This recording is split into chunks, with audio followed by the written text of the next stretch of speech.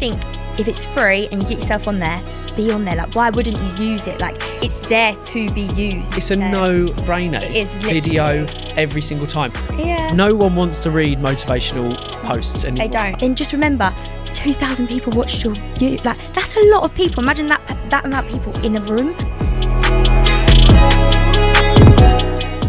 The best way you learn is by learning from others. Take inspiration from others. It's not copying. You can take inspiration from someone, but use it in a completely different way. I'm going to put this on TikTok. Yes, you can earn over $500,000 a year on YouTube. Stop being lazy, get it started. How can people sort of relight and fire up their Instagram again? I mean, the biggest thing is... Hey everyone, welcome back to my channel. So today I have the pleasure of welcoming Daisy McQuillan. But before we begin today's podcast, I'd just like to say a big thank you to Casita Properties, the UK leading property company when it comes to off-market, discreet buy-to-let sales. All the links will be in the description below as normal. So Daisy, thank you so much for joining me on my podcast today. Thank you for having me. Thank you very much. Pleasure's all mine. Daisy, for those who don't yet know who you are, give us that overview of who you are and what you do. Okay, so I am Daisy and I am the owner of Social Butterflies. So Social Butterflies is a marketing agency.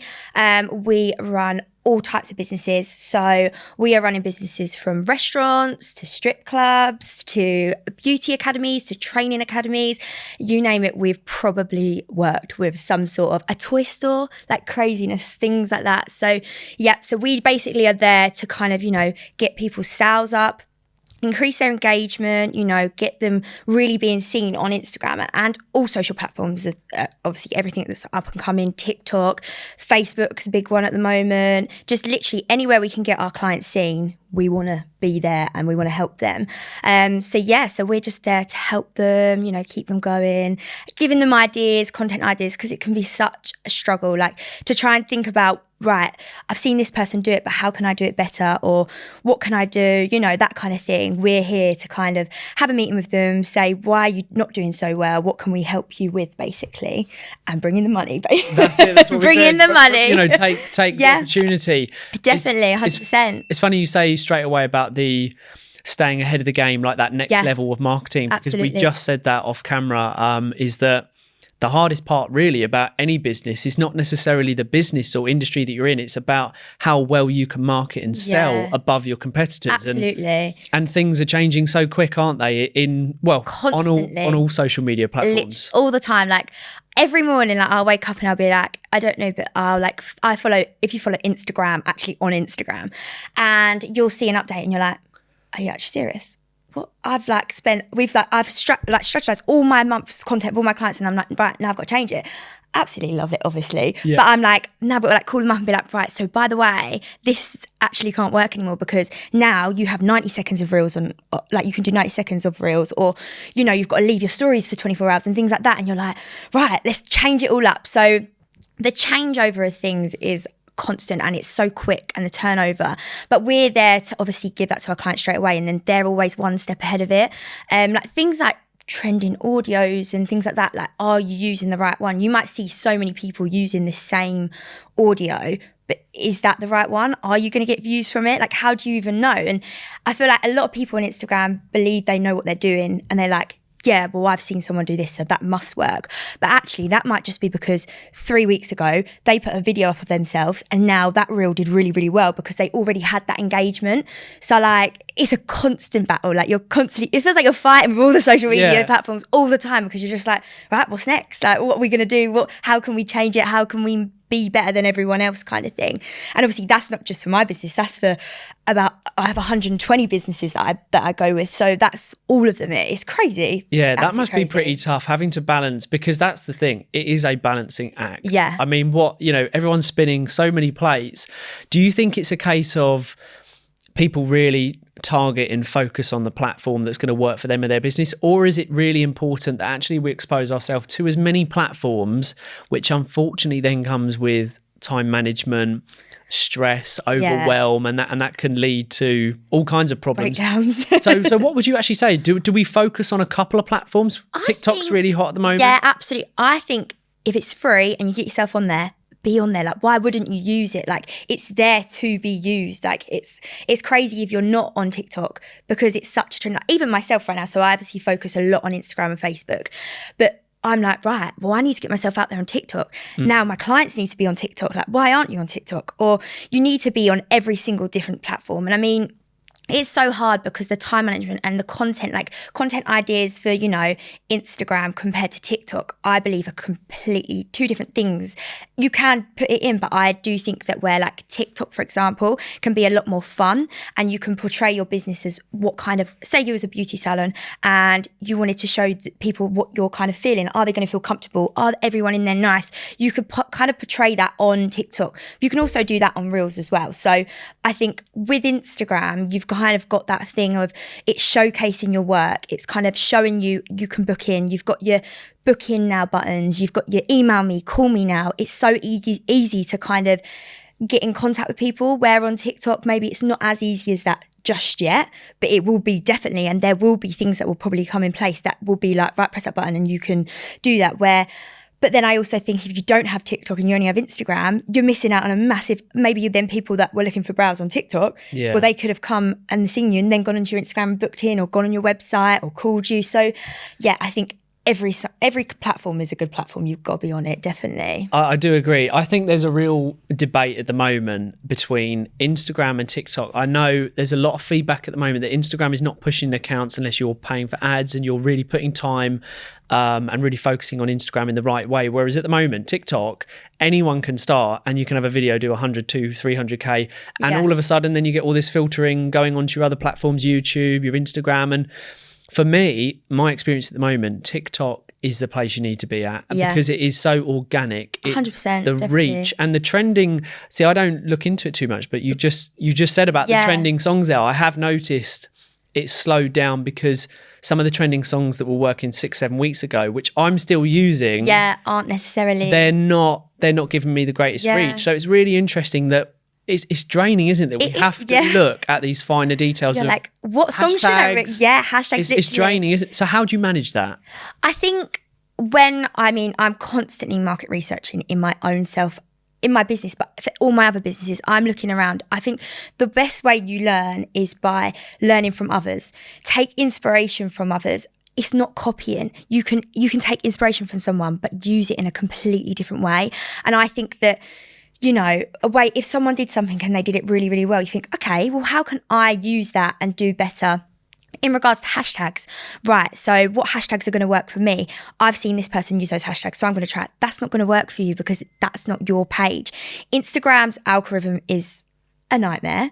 TikTok, it's easier, so much easier because it's so easy. And for example, if you use an audio that obviously is trending and has a certain amount of it will work better for you.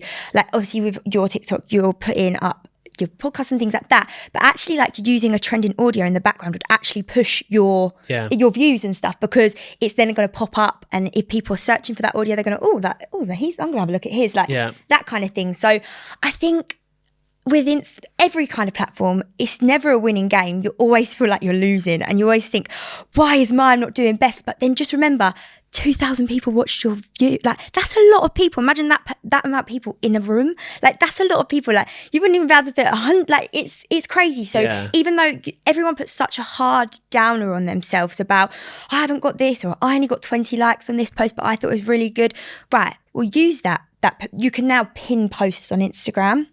So I do think when you like kind of say like the comparison between Instagram and TikTok, they are bringing in things to try and like go, right, well, we're going to bring this now in. So we're going to pin, if you can pin and put your best work at top, you know, people are going to see that and they're going to book in. So the constant change is competing with each other. I don't know. I mean, obviously I think that personally, but I do think that they are completely two different things that use different platforms. But yeah, I mean, it's always changing. There's never a right answer to anything on Instagram. And I see so many times that my clients will go, well, why don't you do this?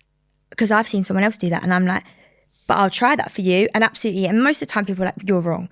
And I'm like, but I manage a lot of accounts, and so I know what's going to work. And every single account that I do is completely different. Yeah. So it doesn't necessarily might work for one of them, but it might not work for the other. Case by case, isn't it? Like It literally is, every business is different.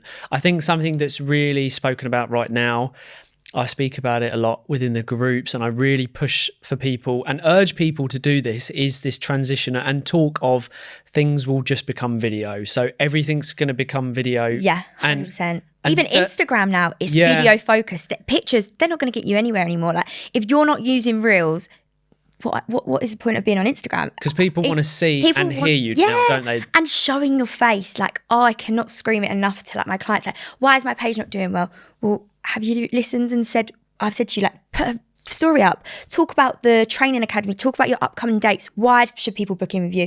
If you talk to someone, they're going to believe you, and then they're going to buy into it because they're thinking, right, okay, yeah, you're really selling this to me. I want to brow a career, like I want to, do you know what I mean? So if you're selling it to someone, they're going to believe you and they're going to want to book in with you. And I think like if you're not showing your face on there, it's so hard. And some days you wake up and you think, Jesus, I look a steak today. Like why the hell would I want to go on there? But people don't care. They're so nosy. People are so nosy and they just want to see what you get up to. Do you know the other thing as well? I put this question out to everyone. When it comes down to videos and people are like, oh, I don't want to get on the camera, you know, I'm nervous or I'm not used to it, I'll be judged, you know, imposter syndrome, put all that to the side. I simply ask the question, especially to a lot of my groups, what do you think will get noticed? A carousel on Instagram where you've spent God knows how long writing a bloody carousel, put it up, how many people are going to read that? Opposed to if you put out a 30-second video with key information, who you are, what you do, this is what you can do, get in touch and we can work together. It's a no-brainer. It is video every single time. Yeah. No one wants to read motivational posts anymore. They don't. They want to see the videos on TikTok.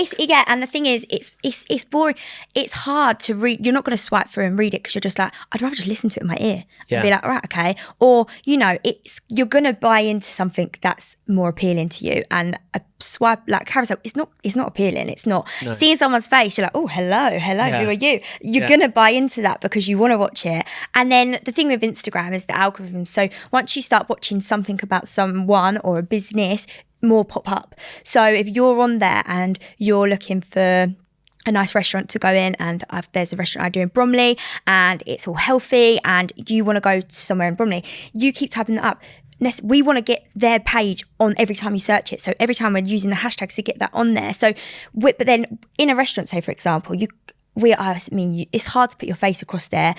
But food videos, oh my gosh, food reels, food TikToks. People love watching people eat. It's crazy. Well, like the noise effects. I use the pool guy as an example. Yeah. All he's doing is cleaning pool. Yeah, but it's so satisfying. And he's talking in the background, but yet you can't help but see the start product and the end product. And he's just talking about it. And you realise, I've just spent 2 minutes watching a guy clean a pool. It's crazy. And you look at the views and it's like 4, 5, 6 million views, and you've just added to that. Maybe I should go clean a pool and I'll get some views. But it's the simple. It's the simple things. Like there's another, I can't think who they are. That they're like builders and they're workmen, but they show like little tricks of like how to get nails out and things you didn't think of, and how to chip away wood and stuff like this. And again, rather than writing about it or reading, I think this is a funny one. People say to me, continue writing blogs because it's a great search engine for Google. Yeah. However, my argument is always, why write a blog when you can do a really interesting video on it? And it's like, that's so true. Then it comes down to you weighing up your time. Is it worth sitting down, spending, let's just say half an hour, writing a blog? Or do I just hop onto TikTok and in half an hour I could make like 10, 12 videos? Literally. And then you're getting sales, or like from that, I think it's a no-brainer. It really is. Like if you haven't showed your face on any social platforms, like you need to do it. Even if you just got to go stick some makeup on, you make yourself feel better for that 20-second video, do it, because you might get 4 sales from that, or you might get people booking in, or do you know what I mean? It's just a no-brainer. You've got to do it. Everything's so video focused. And even for myself, I'm more in, you've got to look at it as how do I buy into things? How would my client look at that? Would they want to buy into that? Or are they thinking, oh, actually, I'm going to watch the video because that's more intriguing. Like I would rather look at the video and probably buy into the video rather than just a picture of it. So think about how your buyers or your clients are going to look into it and then make sure that it goes like that. So yeah, no, definitely it's a no-brainer. What's your thoughts on interactions on Instagram? Because something that we recently had Kieran Nichols, who's got a big following on Instagram, and he even said as well during COVID, and I found this as well, I don't think, as long as you had a recent or a loyal following, interactions were really high on Instagram once upon a time. Yeah, definitely. Now, you know, I've spoken to people who have got, you know, good 100,000 and more, and even they say there's like barely any interaction. It's just, I think, well, obviously during lockdown, everyone was at home, so they were constantly on. I mean, that's how Social Butterflies grew, which was from, and so many businesses I know grew through lockdown because everyone was bored, everyone was at home, everyone was watching things. So I definitely think that it's decreased, and I think the reason Instagram and bringing new things into place is because they know that it's decreasing and people are slowly going off the platform because things like TikTok and even Facebook, it's all of a sudden kind of raised a little bit and it's increasing, and actually you're getting a few more things off of Facebook than you probably did before. And I just think it's so hard to be seen on Instagram sometimes. And I mean, don't get me wrong, I will post stories. So they're like, I don't know if you know about the algorithm, but on stories. So you're advised now you should just post stories Monday, Wednesday, Friday. You leave it for 24 hours, you're restarting your algorithm again. But without a shadow of doubt, I will start that Monday morning story with a picture of myself with a poll, and I will then get 2,000 views. If I just put a picture up and didn't put anything, I'd probably only get 1,000. But because I then put a poll in there, they do work. But I think it's the way you work it, because if I put a video up and then used a poll, it wouldn't get as much. If I reshared a reel onto my story and put a poll up, I'd get literally like 100 views. It's just, there's little nicks that you need to try and do to try and necessarily it might not work for your page, but that works for my page and quite a lot of my clients' pages. So it's definitely the interactive side. If Facebook have got it and it's there, use it. It's the same with the ads that you said, like people, they're saying you should pay for the ads. I mean, yeah, they want you to pay for the ads. And if you're going to, I mean, I would put like £15 on for a week and pay for an ad, but that is there for a reason. They want you to use it. You're going to get seen. So, but that it's not all about ads. You need to be doing other things. You need to be doing video focused things. You need to be, you know, on there and doing things that are going to actually bring people in. So yeah, I think that's why I love YouTube, because it's all about, everything now is about exposure and showing who you are, what you do, and what you can offer. And the thing I love about YouTube is, on an average, I'd say at the moment the channel gets anywhere between 28 to maybe 35 hours, just like standard, like spikes. It can go up to like 70 hours a day, stuff like that. If you were to pay for AdSense for that, you'd be paying tens of thousands to even imagine having someone spend crazy, or having hundreds of people spend hours on your website, how much AdSense you'd be paying. And that's what I love about platforms like YouTube is that long lasting, constantly being watched, links everywhere, connecting. It's easy, isn't it, as well? Like if you go on to say your video appeared, then you can then go on to your and you see all your videos there. And that to be fair, that I will put a YouTube video on and I will then slowly just carry on watching the YouTube videos go on. I don't really search in. I might search for one thing, say I want to know something, or even if I want to watch someone's day-to-day life, they've gone to Dubai, like I want to watch what they're doing. But then slowly it will just then, the algorithm I'll just go. So so I mean, it's so easy. I mean, I love YouTube. It's a great platform. It is great. And the fact that it's tied in with Google. And what I like about that is that it sets in on Google. So you really become quite a good search engine. Which ties in with all your other links. So I suppose a little note to everyone is, if you're thinking about it, start a YouTube channel. And I love when people say, I love this, when people say, oh, well, it's oversaturated. I've actually had a lot of comments. I put up a video on TikTok talking about how a friend of mine has earned, his revenue was something like $500,000 for 1 year. And then people were like, oh, it's too saturated. Yeah, but not everyone can do that. Yeah, well, it's too late for me. Well, it's because you've got to put the work in. He hasn't just earned $500,000 because he was just sitting there a lot of people picking his don't nose. realise that you can earn that much money on YouTube. Like, I do think people go, it's a lot of it's jealousy as well. That I do think it's regret and it's bitterness. Yeah, but I should have done that, and why haven't I? It's a shoulda, woulda, I coulda. say this to myself all the time, right, I'm going to start a YouTube channel this week, and then I'm like, no, I'm not. And then I'm like, no, I will. Because then I carry on watching people and I think, they're earning so much money here. Like, I could be doing that. Like, why am I not doing it? And like, that is me. That's something I need to work on because right. It's so true. Let's say it again. Yeah.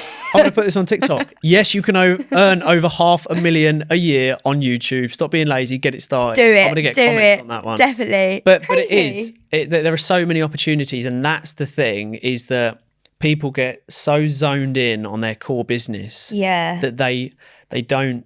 There was a great example during COVID. I can't remember. I believe it was B&Q that moved on, or it was one of them. It was B&Q and Homebase. Yeah.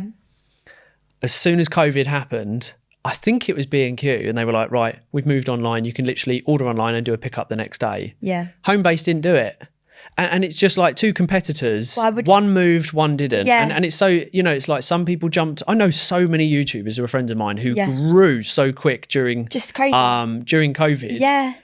But yeah, there'll be people like, well, it's not for me. It was too many people at the time, so I let the others. No. No, it's do excuses. It. Yeah, it is definitely 100%. There's too much opportunity. I'm the one using those excuses as well because I'm like, I will do it. I will. Yeah, but Yeah. But the main thing is now I've pulled the trigger. But it's the one that will watch this and think, actually, I'm going to do it. And hopefully someone will. Yeah, definitely. So how does someone increase interaction on Instagram at the moment with it being a little bit more dying? Not dying, but in terms of how quick TikTok does grow and the exposure, and everyone has noticed the interaction. How can people sort of relight and fire up their Instagram again? I mean, the biggest thing is being consistent, being on there, being like active. Like, it's crazy, but like Instagram is like a little robot. And if you're not active on there and you haven't posted for a few days, your algorithms, your insights, they're restarting again. Like, you need to be consistent. Having a day off, that's not going to affect you. But if you're having a week off, like, that is going to affect you big time. And you might have got yourself up to like reaching 1,100 people in 1 week, but then you've had 3 days off and then you're like, oh, well, I'm back to 25,000. How's that happened? And it's like, well, you haven't posted. So that is how it happens. So definitely being consistent, engaging and giving people love and being like, oh my God, this is amazing. Oh my God, wow. Or, oh, I saw you posted this. Do you need my help? Or just being really interactive. And like, if you want to be known, or if you want someone to see you, make them see you. I do think now with Instagram, it's very about yourself and how you portray yourself on there. And like when I said about people being nosy, like, it's like YouTube, you watch people's day in the life because you're being nosy. You're like, oh, I'm going to Dubai, so I'm watching loads of Dubai vlogs at the moment because I want to know where to go. It's the same thing with Instagram, really. Put your day-to-day life. You can still showcase your work because that's what you're trying to sell, or your restaurant, but also show who that person is behind the business. People get to know you. Yeah, because they trust you and then they feel like they know you. So then they're going to book in with you because they're like, oh, you know what? I trust you. I kind of know you already. I know what your salon looks like. Do you think the transition from, it used to be back in the day, the business was what was known, and now actually the owners moved. We want to know who the owner is first and get to know them to buy into their product, and that's really big now, isn't it? 1,000%. Is knowing the owner. I think if you don't, it's even like yourself. If you're going to go book in, I don't know, and get your head on or something, but you go on the page and you're just kind of like, oh, there's just not a lot going on there. But then if you see a face on there, you're like, oh, I'm going to watch that, or oh, okay, yeah, she looks lovely, or you do buy into stuff because someone else has shown their life, or you feel like you know them, or like I know quite a few like of my clients, and I'm like, put you've gone to Starbucks, put it up, show you've been to Starbucks. Loads of people love it. They're just like, oh, it's tough though, isn't it? Because you sit there, and we were having this conversation, is that we know we need to do that because it's about building the brand, but you can't help, if you've got a bit of savvy about you and you are quite a humble person, you think, am I just being so self-centered? And especially as you're trying to enjoy like time with family or stuff like that, but we know, I don't like to call it social media. I've said this a million times, people get bored. But the reason I don't like to call it social media is because then we're still thinking of it as quite a vain thing, whereas actually it's your business page. You're building up your website. You're building your credibility. And it's tough when you think, okay, I'm going to go out, I'm going to do this, and I'm going to showcase it. And you think, what am I keeping for myself? Yeah, no. At what point do you go, do you know what? Actually, I'm going to live in real life. Because actually, if something serious was to happen in my life, all these people who view it, they don't effing care Yeah, anyway. no. So like, you need to also know about the cutoff point, which The boundaries, isn't it, of like how to, Boundaries. because the thing is you can get so wrapped up in social media as well, and if someone's doing better than you or you're doing better than someone else, or it really can get to you and you think, why am I not doing good? Getting Like what have I done wrong? Like, and me personally, I do that. I'll look at someone and I think, oh my God, they're doing amazing. Yeah. But then are they doing amazing? You don't know. They might just be showcasing themselves. That's what I mean. And it is very, very hard. Like it's just, yeah. So what's your take on, because it is a boring platform. I use it all the time. Yeah. I love it for its own purpose, but then you get platforms like LinkedIn. Okay, yeah. So for me, LinkedIn is a great place to build an absolute power network. Yeah. And it's just a case, it's a case of, if you want real business, I suppose it is industry dependent, but real business with real big money for me is on LinkedIn. Yeah, definitely. It's not aesthetically pleasing, but No. do you play around with LinkedIn? Do you have any clients that? So sing no, definitely. praises? I mean, Social Butterflies does have a LinkedIn, and you get messages all the time. And necessary for my clients and my industry of who I work with, they don't really use LinkedIn. I mean, if you had like a beauty salon, I mean, you could, but it's not as beneficial as using something like TikTok or Facebook or needs to something. be visual. But I mean, again, it's a free platform. Like, why aren't you on it? Like, why are you not trying to connect with other people? It's a great place to connect with people. Like, I know that you can sometimes just have like conversations with people that are also in the industry, and that's a good thing, because I think as well, like in the sense of being friends, like you shouldn't see someone as your enemy. You should see them as, take it as a thing of being like, right, actually, we're both in the same industry. Let's try and build something. Let's make something of this. Like, why wouldn't you? Instead of being against people. I do think that in every single industry, it doesn't matter what you are, you always feel like you've got an enemy, and I don't think that's a good thing. And it's taken me a while to realise that be friends. Like, what is the point? Like, collaborate, make something big out of it. And LinkedIn's a great place for that kind of thing as well. And I mean, I've gone to loads of networking events through that kind of thing. Amazing. Like it's a great place for that. Definitely. There are great collaborations for LinkedIn. I mean, I remember Paul would message me time and time again, Aaron, please let me work with you. I said, look, I'll give you a call back, please let me sponsor you. And one day I said, look, treat me to some lunch, and we worked it out. So it does have some great collaborations. We're keeping that in there. And but no, look, it's been amazing. I'm going to ask you that question, the dreaded question. If you can share with us and the audience something impactful that you've watched, read, that you could share with us, that'd be great. I mean, I deep down actually love The Diary of the CEO. I mean, yes. I know it is very basic. Everyone knows him. Everyone watches it. I do watch them, and I know that they are always like celebs and stuff, but actually learning that, not all celebs are the way that they look, and they actually do suffer from quite a lot. And you think of yourself now, like maybe look at yourself in 10 years and what you could actually be, and you could be on that. Do you know what I mean? Like the goal is to be big. So that everyone started from somewhere, and I do think that comes across really, really well on there. So yeah, I mean, I don't read. So I don't read it. Is great. I do enjoy it. I mean, I am a sort of person though. I don't have I don't just love one person. I will listen to anyone. If I'm searching a keyword and they look good, I'm going to listen to them. Like I'll just go through. I'm not a sort of person that just sticks to one. I like to listen to everyone. So learning from all different. Yeah, absolutely. Yeah, 100%. Daisy, it's been an absolute pleasure. Thank you so much. Where can people reach out and connect with you? Well, anywhere. On all platforms. On Instagrams. What's your handle for Instagram? So it is Social Butterflies with 2 S's. Cool. We'll include that on the screen. So thanks so much for joining us, Daisy. Thank you so much for having me. And everyone that's watched so far, thank you very much. We'll see you all very soon.